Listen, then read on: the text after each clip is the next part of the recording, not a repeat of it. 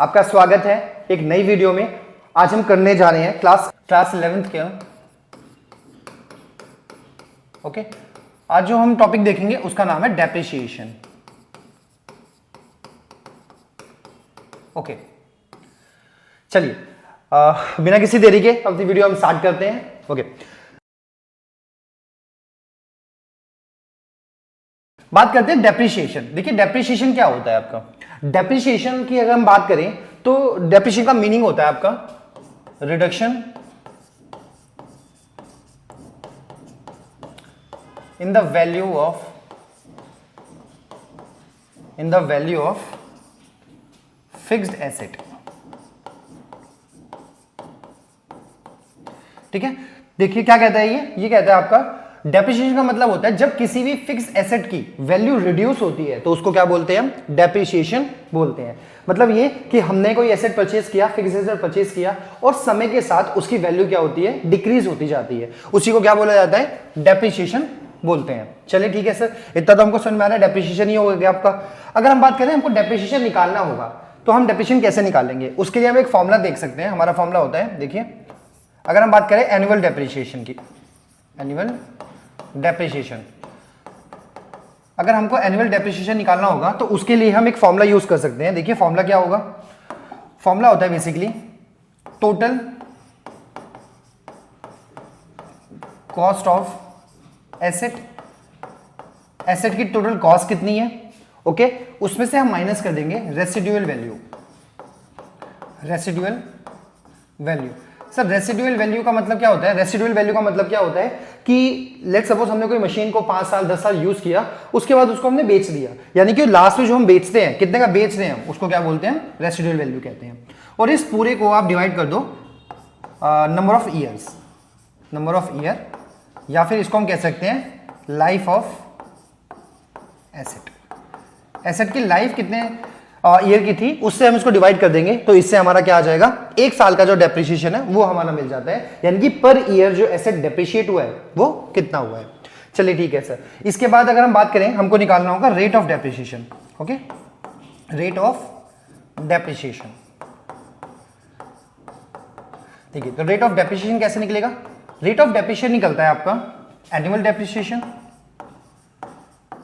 Annual depreciation upon में total cost into 100।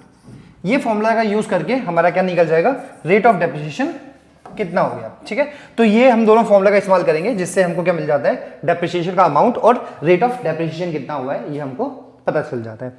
चलिए अभी इसके हम एक क्वेश्चन देख लेते हैं। देखिए अगर इसका हम क्वेश्चन देखें, देखिए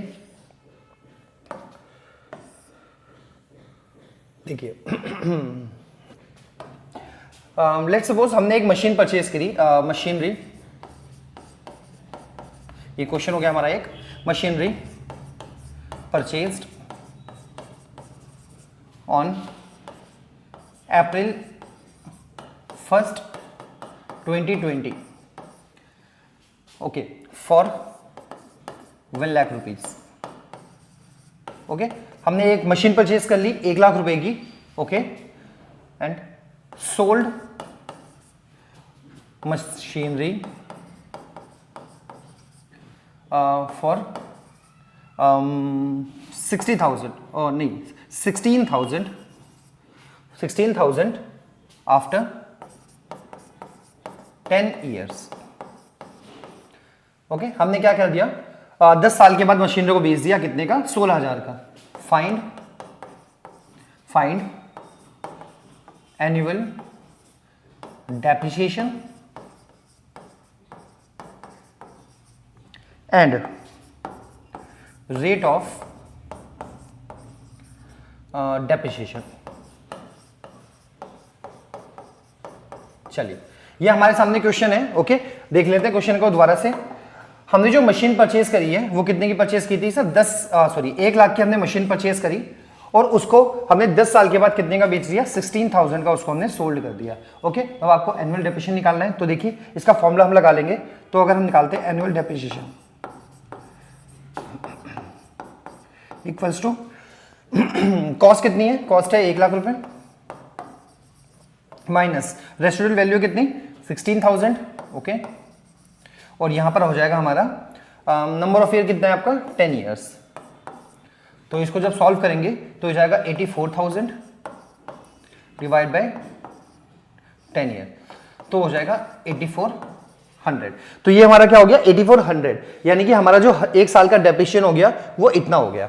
अगर हमको अब रेट निकालना होगा तो देखिए रेट निकालेंगे हम, देखिए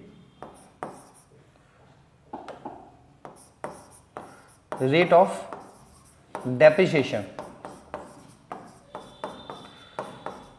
ये कितना हो जाएगा हमारा 8400 divided by 1,00,000 into 100, okay.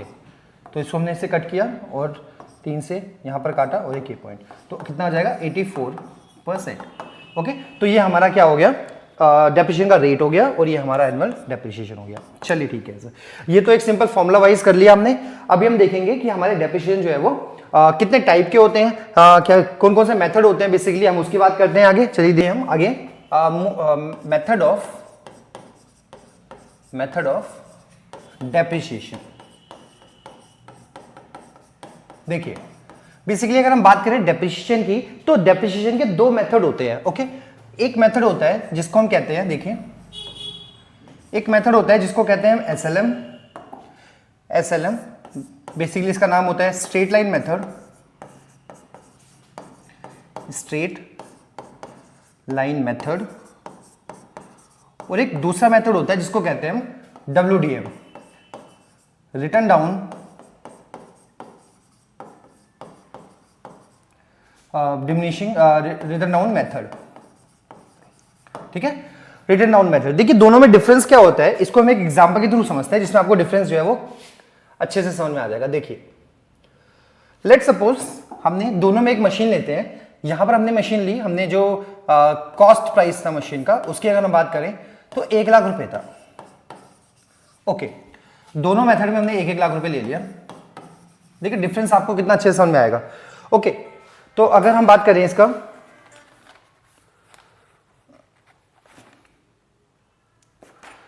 Okay 1-1 lakh रुपए की मशीनरी हो गई। अगर हम डेप्रिसिएशन चार्ज करें एट द रेट ऑफ 10%, अगर हमने 10% डेप्रिसिएशन जो है वो चार्ज किया है तो देखिए यहां पर डेप्रिसिएशन हो जाएगा 10,000, ओके। कितना हो गया आपकी वैल्यू 90,000, ओके। यहां पर हमने डेप्रिसिएशन चार्ज किया 10%, तो वैल्यू हो गई 90,000। चलिए ठीक है, उसके बाद क्या करेंगे, उसका देखिए जब नेक्स्ट ईयर हमने सेकंड ईयर में बात करी, सेकंड ईयर में डेप्रिसिएशन चार्ज किया at the rate of, depreciation कितना चार्ज किया हमने at the rate of 10%, same, okay. तो यहां पर डेप्रिसिएशन रहेगा 10,000 रुपए, तो कितनी वैल्यू आ गई 80,000, ओके। लेकिन जब हम WDM मेथड पे जाते हैं तो हमारा जो डेप्रिसिएशन चार्ज होगा वो हमारी जो ये वाली वैल्यू है, यानी कि जो नई वाली वैल्यू है उसके ऊपर डेप्रिसिएशन चार्ज होता है, यानी कि यहां पर डेप्रिसिएशन आएगा आपका 9,000, ओके। तो वैल्यू कितनी हो गई, वैल्यू होगी आपकी 81,000, ओके। सिमिलरली अगर हम थर्ड ईयर की बात करें, देखिए थर्ड ईयर में यहां पर डेप्रिसिएशन आपका सेम चार्ज होगा 10,000, ओके। तो वैल्यू कितनी हो गई 70,000। लेकिन अगर हम इसकी बात करें तो यहां पर WDM में आपका 8100 के ऊपर आप डेप्रिसिएशन चार्ज होगा, ओके। तो कितना हो जाएगा 00927, देखिए है ना। तो अगर हम क्या देख पा रहे हैं यहां पर साफ साफ हमारे सामने दोनों मेथड में, सर यहां पर डेप्रिसिएशन जो है ना जो ओरिजिनल वैल्यू होती है, यानी कि इस मेथड में हम बात करें अगर तो हमारा जो डेप्रिसिएशन है ना वो आपका ओरिजिनल वैल्यू पे लगता है। ओरिजिनल वैल्यू जो हमारी ओरिजिनल वैल्यू होती है उसी के ऊपर डेप्रिसिएशन चार्ज किया जाता है। बट रिटन डाउन मेथड के अंदर जो हमारी न्यू वैल्यू आती है, न्यू वैल्यू या फिर ओपनिंग वैल्यू जो आती है हमारी ओपनिंग वैल्यू, उस वैल्यू के ऊपर हम डेप्रिसिएशन चार्ज करते हैं, ठीक है। तो ये दोनों मेथड होते हैं, SLM मेथड हो गया और WDM मेथड हो गया। चलिए ठीक है सर, इतना तो हमको समझ में आ गया है। अभी हम आगे बात करते हैं, नेक्स्ट देखते हैं, ओके। ठीक है, डेप्रिसिएशन हम दो तरीके से चार्ज कर सकते हैं, उसको भी देखते हैं आगे। अभी हम अपने क्वेश्चन पे चलेंगे। इसके बाद देखिए अगर हम बात करें डेप्रिसिएशन की तो डेप्रिसिएशन हम दो तरीके से चार्ज कर सकते हैं। एक में होता है आपका विदाउट प्रोविजन,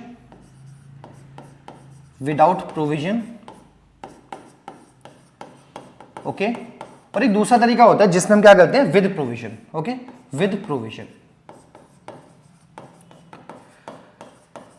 इसमें हम बिना प्रोविजन के काम करते हैं और इसमें हम एक अलग से प्रोविजन अकाउंट प्रिपेयर करते हैं और फिर प्रोविजन प्रिपेयर करने के बाद हम क्या करते हैं, डेप्रिसिएशन चार्ज होता है। इसमें क्या होता है, मशीनरी और डेप्रिसिएशन दोनों अलग अलग चार्ज होते हैं, अलग अकाउंट में चार्ज होते हैं, बट यहां पर एक ही अकाउंट में हम दोनों क्या करते हैं, वो चार्ज करते हैं।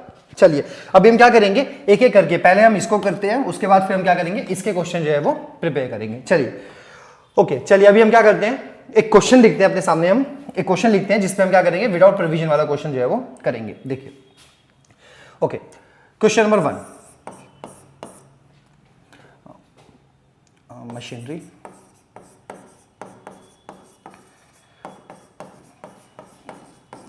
Purchased for 60,000 on 1 October 2020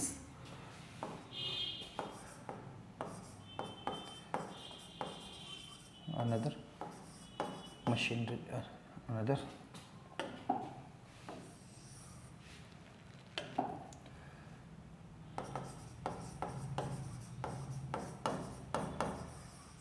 machinery purchased on 1 April 2021 for 50,000.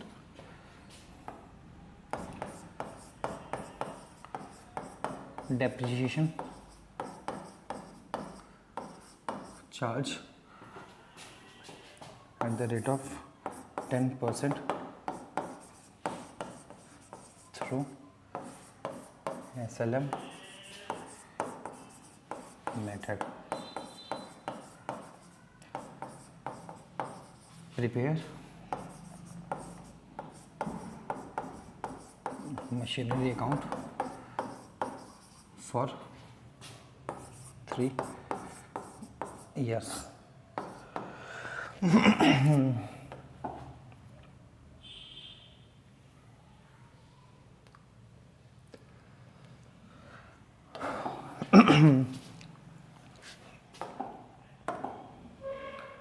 Okay देखिए हमारे सामने क्वेश्चन है, क्वेश्चन नंबर 1 है, एकदम बेसिक से स्टार्ट करेंगे हम। यहां पर क्या बोलता है, एक मशीन आपने परचेस करी थी कब, 60,000 की मशीन परचेस करी है हमने 1 अक्टूबर को। देखिए 1 अक्टूबर 2020 को। ओके उसके बाद आपने क्या किया, देखिए मैं यहां पर एक अलग से आपको एक चार्ट बना के दिखाता हूं। देखिए अगर हम इसको लंबन लाइन पे ड्रॉ करें, देखिए हमने क्या किया, मशीन परचेस करी 1 अक्टूबर को, 1/10/2020 में। ओके उसके बाद अगली मशीन जो परचेस करी है 1 अप्रैल 21 में करी है। ओके तो यहां पर जब हमने मशीन परचेस करी तो देखिए हम क्लोजिंग कब करते हैं, 31 मार्च को करते हैं। ओके 3/2021 ये हमने क्लोज कर दिया। ओके उसके बाद आपने सेम डेट पे यहीं पर क्या कर दिया, न्यू मशीन परचेस करी है, न्यू मशीन। ओके तो अब अगली बार 1 साल के बाद इसको हम क्लोज करेंगे 31। ओके यहां पर हमने क्या करते हैं, 1/4/2021 को हमने एक और मशीन परचेस करी, ठीक है। अब इसकी क्लोज कम करेंगे 31/3/2022 में क्लोज करेंगे। अब इस डेट पे हमारे पास कितनी मशीन हो गई है सर, मशीन हमारे पास 2 हो गई है, मशीन 1 एंड मशीन 2। अब इन दोनों पे डेप्रिसिएशन हम चार्ज करेंगे। ओके उसके बाद फिर क्या करेंगे हम, अगली बार ओपनिंग बैलेंस मिलेगा तो अगली बार फिर 31/3/2023 में हम क्लोज करेंगे। ओके यहां पर फिर हम डेप्रिसिएशन चार्ज करेंगे। तो इस तरह से क्या होता है, ये एक तरह से हम सीक्वेंस वाइज कह सकते हैं काम किया जाता है। चलिए ठीक है, ये तो हमने समझ लिया। अब इसके बेसिस पे हम क्या करते हैं, एक मशीनरी अकाउंट प्रिपेयर करते हैं। देखिए यहां पर लिखेंगे हम, ओके देखिए इसका फॉर्मेट होता है कुछ इस तरह से, date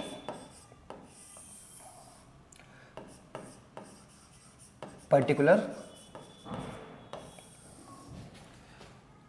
amount, date particular and then amount. Okay ऐसा सिंपल जो है फॉर्मेट जो है वो बनाया जाता है।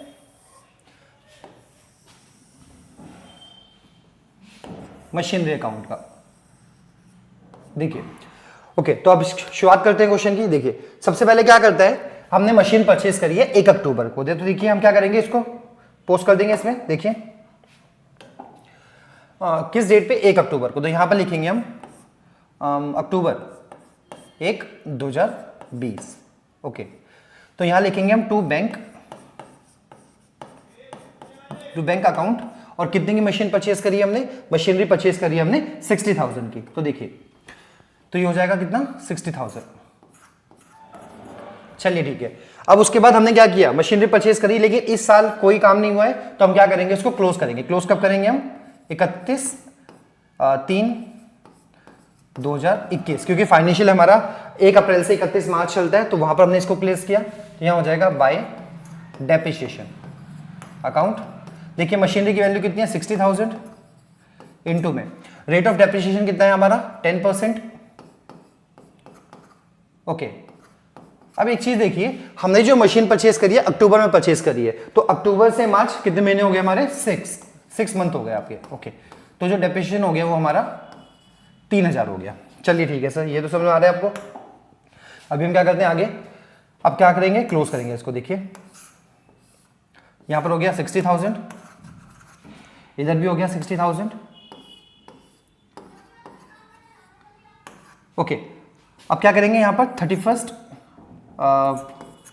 मार्च 2021 बाय बैलेंस बीडी कितना हो जाएगा 57,000। चलिए ठीक है सर, अब क्या करेंगे सर, नेक्स्ट ईयर इसको यहां पर ट्रांसफर कर देंगे हम। देखिए तो कितनी तारीख होगी आपकी, 1 अप्रैल 2021, तो हो जाएगा यहां पर टू बैलेंस बीडी, कितने की मशीन हो गई हमारी 57,000। ठीक है, अभी क्या करेंगे हम, 1/21 में हमने मशीन परचेज करी है 1 अप्रैल को। ओके, तो यहां पर हमने एक और मशीन परचेज कर ली, तो जो मशीन हमने परचेज करी तो उसको भी हम पोस्ट कर देंगे 2021 में टू बैंक अकाउंट, यहां लिखेंगे मशीन 2। मशीनरी 2 कितने की है सर 50,000 की है। ओके, तो यहां पर हमने पोस्ट कर दिया 50,000।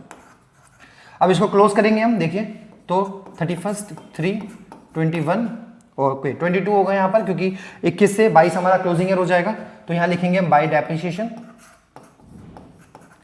Account machinery 1 and machinery 2।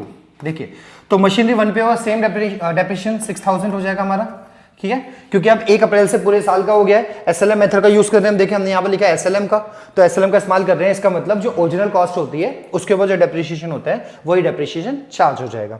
और ये मशीन हमने 1 अप्रैल को परचेज करी है, तो इसके ऊपर डेप्रिसिएशन आपका पूरा 5,000 हो जाएगा। चलिए ठीक है सर, यहां तक समझ में आ गया आपको। अभी आगे बढ़ते हैं।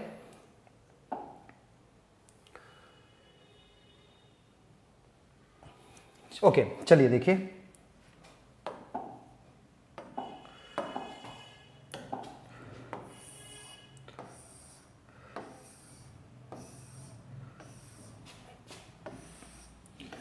ओके अब हम क्या करेंगे, इसको क्लोज करेंगे।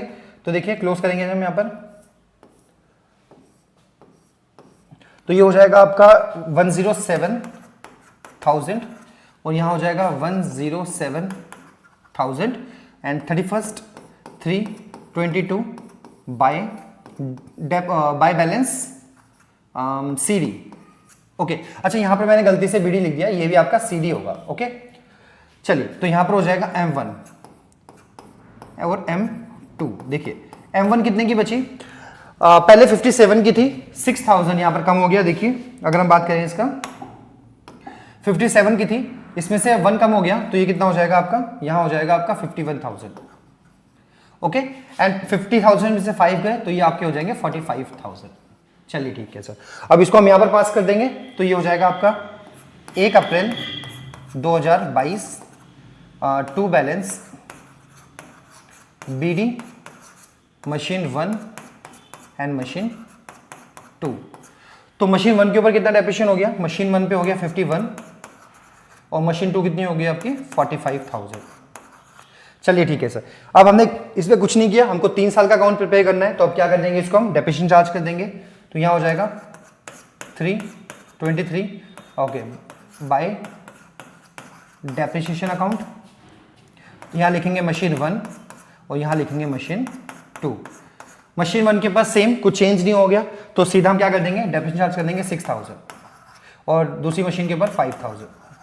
ओके, तो अभी क्या करेंगे, इसको हम क्लोज करेंगे यहां पर। देखिए जब क्लोज करेंगे तो ये हो जाएगा कितना 6 और 9 96,000, इधर भी हो जाएगा आपका 96,000। ओके, अब इसको हम क्लोज करेंगे, देखिए 2023 बाय बैलेंस CD, तो मशीन 1 एंड मशीन 2। मशीन 1 के ऊपर देखिए 51 में से 6,000 गया, 51 में से 6,000 गया तो 45 और 45,000 एंड जो 50 में से ये गया तो हमारा हो जाएगा 40,000। इसको हम यहां पर नीचे उतार देंगे तो यहां पर जाके हमारा क्या हो जाएगा, ये क्वेश्चन कंप्लीट हो जाएगा। चलिए ठीक है सर, तो हमने क्वेश्चन 1 जो है वो देख लिया है। देखिए तो ये हमारा क्वेश्चन 1 हो गया जो हमने सीख लिया। चलिए अभी की वीडियो में हमने क्या कर लिया, आज की वीडियो में हमने क्वेश्चन नंबर 1 सिंपल क्वेश्चन देख लिया था आपका कि जब हम मशीन 1 या 2 मशीन परचेस करते हैं तो उसका अकाउंट कैसे प्रिपेयर किया जाता है, तो ये हमने क्वेश्चन नंबर 1 में देख लिया। अभी हमारी जो आगे वाली वीडियो आएगी उसके वीडियो में क्या करेंगे, आगे डिस्पोजल या फिर मशीन हमने परचेस करी और एक मशीन को हमने बेच दिया तो उसका अकाउंट प्रिपेयर करेंगे और ऐसे और बहुत सारे क्वेश्चन जो है हम इस वीडियो में आगे लेके आएंगे। चलिए आज के इस वीडियो में इतना ही, मिलेंगे फिर हम नेक्स्ट वीडियो में। Thank you.